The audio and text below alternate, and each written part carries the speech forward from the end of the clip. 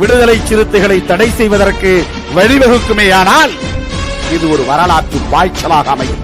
இது மாபெரும் பாய்ச்சலாக அமையும். தமிழகத்தின் மிகப்பெரிய சக்தியாக விடுதலை சிறுத்தைகள் வளருவார்கள். ஏனென்றால் அப்படித்தான் நாங்கள் மைல்கல்லாக பாய்ந்து வந்து கொண்டிருக்கிறோம். தென்னகரம்பட்டிக்கு போகக்கூடாது என்றீர்கள், மீறினோம். மேலவளவுக்கு போகக்கூடாது என்றீர்கள், மீறினோம். மேலூரிலே பேரணிக்கு தடை விதித்தீர்கள், மீறினோம். சென்னையிலே பேரணி நடத்த தடை விதித்தீர்கள், மீறினோம். கடலூரிலே பேரணி நடத்தக்கூடாது என்று தடுத்தது மட்டுமல்ல, திருமாவளவன் கடலூர் மாவட்டத்திற்குள்ளேயே நுழையக்கூடாது என்று தடை விதித்தீர்கள். அதை தவிடுபடியாக்கினோம். அதே கடலூரில் திருமாவளவன் எங்கள் செல்ல பிள்ளை என்று அங்கீகரிப்பதை போல 2.5 லட்சம் வாக்குகளை வாரி வழங்கினார்கள்.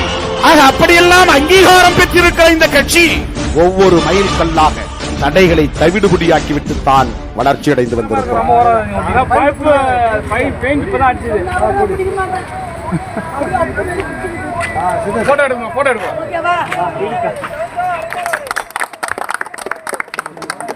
நல்லா பண்ணுங்க.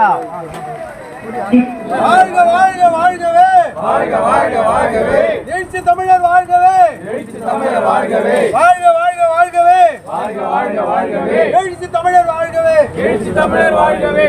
எல்லாருக்கும் வணக்கம்.